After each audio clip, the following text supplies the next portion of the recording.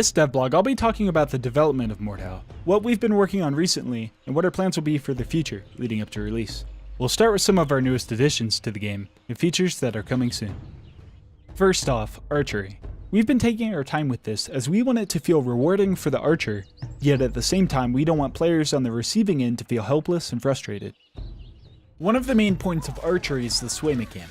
We needed a way to keep bows from being a point and click system, but at the same time, we didn't want to take control away from the player with a random spread, so we've implemented sway into aiming a bow. When you draw back the bow, you'll have a pronounced initial sway, but after a second it'll settle into the sweet spot, allowing you to take accurate shots. Hold the bow back for too long and you'll start to shake, and after a little while longer you'll be forced to cancel that shot. The recurve bow is a little bit more forgiving in terms of sway,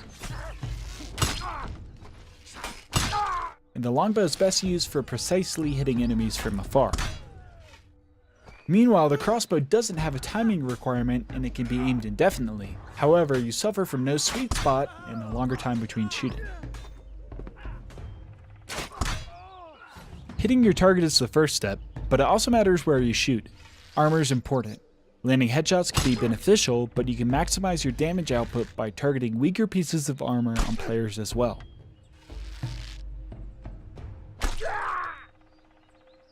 All of this comes together to create a system where archers can shoot nearly as fast as they can aim, but it requires lots of skill and practice to effectively take down players on the battlefield. This is important to us as we want to have as much depth in archery as we have in the melee combat. Another area of focus for the team has been Frontline, a 64-player tug-of-war mode that will be the main game mode of Mordhau. In Frontline, two teams will battle over control of linear capture points. So you won't have to choose between playing the objective or cutting down your enemies. That being said, the maps in development allow for a lot of creativity in how you reach the objective. Use siege weaponry to destroy enemy defenses and soften up choke points. Flank around and open up the castle gates from within. Use traps to deadly effect. Charge down fleeing enemies from horseback and more.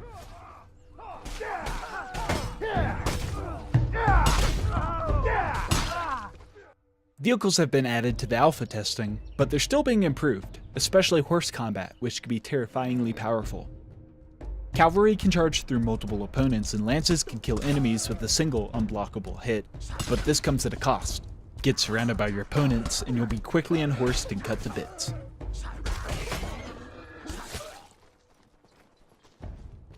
Cavalry also now has momentum-based damage. The faster you're riding, the more damage both you and your enemy will receive from attacks. This makes combat on horseback powerful, but dangerous. Vehicles aren't limited to horses though. Unleash massive projectiles at anyone foolish enough to enter your sights with the ballista, rain death from above with the catapult, and fight your way up treacherous ladders to take objectives. To actually see all these features in game, we need to expand and create maps that are suitable for 64-player combat. This could be seen as our main priority at the moment, and we're hard at work on map production. We've taken steps to redesign and expand the map Grad, giving it a village, farm, and extra fortifications leading up to the castle keep. On the map Camp, we've turned the outlying area into a war-torn battlefield filled with trebuchet, crows, corpses, and more. As for new maps, we've already added two: Tourney, a medieval tournament grounds plus a military barracks, and Mountain Peak, a frigid mountainous encampment with an emphasis on verticality and dangerous choke points. But that isn't the end of it. Work continues on other maps such as Taiga, a dense woodland map featuring a mining outpost, and Feitoria, a sprawling town and accompanying villages with narrow streets, a castle keep, and more. Adding new features and content is great, but we've been working hard to improve the foundation of the game, which is the melee combat. It's important that we get this to a fun, balanced, polished state for the release of the game, and we've done a lot to reach this goal during the closed alpha, which couldn't have been possible without the help of our testers. Mordhau offers the player an unparalleled amount of control over the angle, timing, and location of attacks. However, this can come with some unintended side effects. We've made sure to strike a balance with this that encourages normal-looking fights without taking control out of the hands of the players. In pre-alpha, we got rid of reverse attacks, and recently we've added in a mechanic to remove 360-degree spins without affecting the ability to fight multiple people surrounding you. We've also made tweaks to how weapons act against different levels of armor. While Mordhau isn't a simulator, we do like to take inspiration from reality when it works well with the gameplay. We've made blunt weapons do higher amounts of damage to heavy armor, but they're typically slower and have less damage output when compared to cut-based weapons on lightly armored opponents. In addition to tweaking damage, blunt weapons no longer pass through enemies when you hit them, which looks a lot more believable, but also improves gameplay. These high-damaging weapons are good against singling out heavily armored opponents, but lose some of their effectiveness when faced with multiple foes.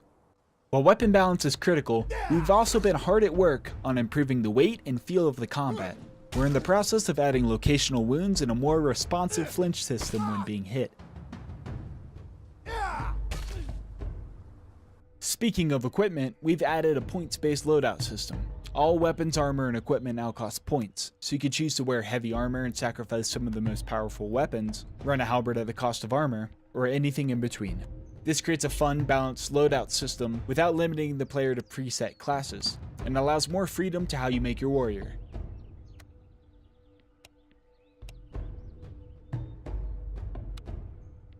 Our points-based loadout system is great, but we wanted to add incentives and reasons to play specific playstyles that aren't possible with a selection of armor and weapons alone, to create more depth through adding perks into the mix, which give you extra abilities at the cost of loadout points.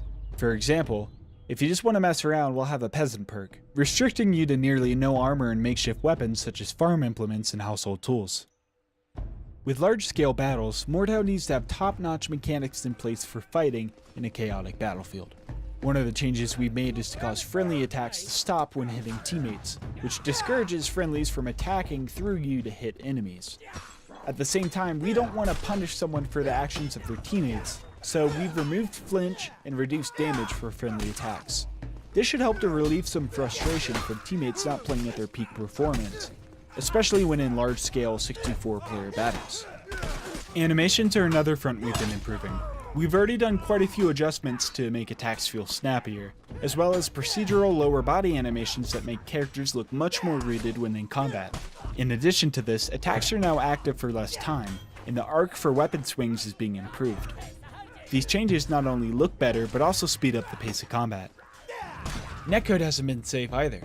We've had general improvements, as well as a ping compensation technique that helps to make high ping more playable. Mordhau has also gotten a facelift in terms of visual quality. We've updated to a new version of Unreal Engine recently, and with that came the ability to make the game look much more cinematic and impressive. In addition to that, we've updated hit impact sounds when striking world objects, weapon-on-weapon impacts, added audio cues for gameplay elements, and more. Voice actors have been contracted, and you can expect to hear new voices in Mordhau soon. You'll be able to choose a voice preset and modify the pitch within reason. The voice you choose will give you unique taunts, as well as changing the voice of attack grunts and more, so you can fully immerse yourself in your medieval warrior. Not me! A little help here? This way! Hold your ground! You move with the grace of a drunken peasant! You ain't nothing but a dunderhead bastard son of a codpiece! You wanna try that again, sunshine? Fucking hell, check out this legend! Give me a hand, you muppet! Other quality of life features that have been improved are HUD elements. You can now see damage done, assists, and more, as well as a satisfying kill sound. If you prefer more of a minimalist approach, don't worry. These UI elements can be toggled to suit your tastes. Our UI artist has also upgraded the armory. When selecting weapons, you're now able to see detailed statistics to include damage against all armor types, weapon timings and speeds, stamina values, and more. Better yet, all of this comes directly from the code, so you'll never have to worry about the armory becoming outdated with subsequent patches to the game. Speaking of weapons, we've been hard at work to expand the roster and give you more tools to remove heads with. Our new weapons range from the fetish sword, a training longsword for practicing your skills, elegant rapiers for dueling, a double-headed war axe, a one-handed short spear perfect for use with a shield, a one- or two-handed messer that's great at slashing through lightly armored foes, and the S-Stock, a fast two-handed stab-based sword. On the larger end, we've added in the Maul, a slow, short, high damaging weapon that's capable of one-shot kills on heavy armor, and the Executioner's Sword, a massive sword that can cut down enemies with ease. But work doesn't stop there, more equipment's on the way, like this Viking-inspired round shield. In addition to adding in brand new weapons, we've also added extra weapon skins for the ones we already have. They look great and nearly all of them are inspired by historically accurate weapons from the medieval era. There's too many to show in just one video, but a few pieces include the cleaver not only being a single-edged Viking era sword, but now also has a skin set to include the medieval falchion. And we've expanded the parts for the Evening Star as well. Run a historically accurate peasant weapon, or run something that looks a little bit more fancy. Armor hasn't gone unnoticed either. Our artists have been hard at work adding new items so you can make the perfect medieval warrior. We've added better helmets for a Crusader kit, gorgeous heavy armor, and an assortment of light armor pieces to make a dashing rogue. Weapons and armor aren't the only things you can bring into battle. A recent addition has been utility items such as smoke and fire bombs, and dedicated throwable weapons. Throwing knives are great against light armor, axes can deal good damage to more tanky opponents, and if you're on a budget, you can just chuck rocks at your enemies.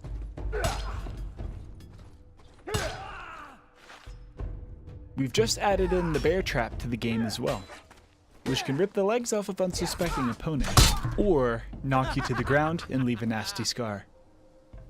If you're more of a support player, don't worry. We've added in the wooden mallet and the blacksmith hammer, which can be used to repair fortifications or vehicles on the battlefield. Fortifications come in the form of castle gates, boarded up passageways, and more, which can be destroyed and repaired during the course of a battle, and can allow alternate routes into objectives. We've already done quite a lot to improve and add to the game, but work still continues. There are quite a few things we're still looking to complete before we're confident releasing Mordhau to the public. We want players, especially those who are new to the genre, to have tools at their disposal to learn the mechanics and improve their skill. To accomplish this, we're going to be working on a useful tutorial and detailed statistics so you can measure your performance. In addition to this, Frontline will have a soft matchmaking feature. This isn't designed to perfectly match up 64 players of equal skill, but more to give players a way to gradually face more challenging opponents as they master the combat of Mordhau. Still, more things need to be done for release, such as UI and user experience tweaks, cosmetic progression, more music, more maps, more gore and visual effects, and the list goes on and on. Speaking of release, we don't have a date set as of now. We're working as hard as we can to get Mordhau out to the public, and you can expect it sometime in early 2019. We'd love to see people enjoying our project for years to come, but this means we need to do things the right way. We don't want to rush out a half-finished product or have a shaky launch. Thanks for watching. Make sure to follow us on social media for more information as we near closer to full release.